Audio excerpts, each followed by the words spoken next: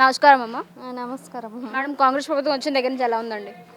అంటే ఇంకా ఆయన అన్ని హామీ తీసుకుంటుండు, కానీ ఆయన చేసినప్పుడు చూద్దాము.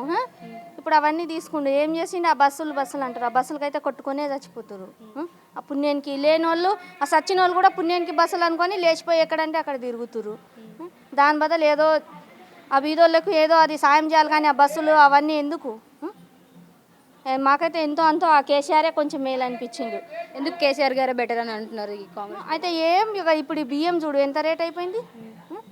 1200 1300 బియ్యం, ఇప్పుడు 16 1800 బియ్యము. ఇప్పుడు మాలాంటి వాళ్ళు రోజుకి రోజు పని చేసుకునే వాళ్ళు ఏం బతుకుతాం? అది 1800 1900 బియ్యం పెట్టి మేమేం కొనగలం, ఏం బతకగలం? పిల్లలకి ఏం చదువులు, ముందే రెంటులు ఉంటాము. రెంట్ హౌస్ ఎంత? ఇప్పుడు 200 కరెంట్ యూనిట్లు ఇస్తామని చెప్తున్నారు కదా, తగ్గిస్తా. ఇచ్చినప్పుడు చూద్దాము. ఆ చెప్పేదనే ఉంది, ఇప్పటికే 3 నెలల దగ్గర అవుతుంది, చెప్పనీకనే ఉన్నారు. ఇచ్చినప్పుడు చూద్దాం. ఇప్పుడు 500 గ్యాస్ సిలిండర్, ఇందిరమ్మ ఇల్లు అంటున్నారు కదా, మరి ఏమి ఇవ్వలేదు, ఎవరికి ఏం రాలేదు. వచ్చిన పింఛన్ కూడా ఇగో ఇక్కడ వాళ్ళకి అందరికీ ఆగిపోయింది. నమస్కారం అమ్మ. మంచిదండి. ఇప్పుడు కాంగ్రెస్ ప్రభుత్వం వచ్చిన దగ్గర నుంచి ఎట్లుందమ్మా? ఎట్లా ఉందంటే ఏం చెప్తామండి, ఎప్పుడు ఉన్నట్టే ఉన్నాము. కాకపోతే బస్సులో వెళ్తే గొడవలు, పింఛని మట్టుకొని రాలేదు.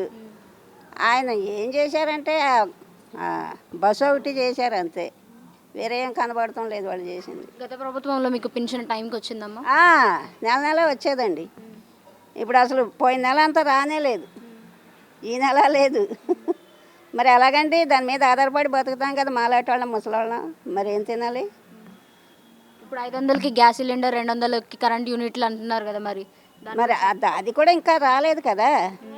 అమలు చేస్తామని చెప్తున్నారు. ఏమండి?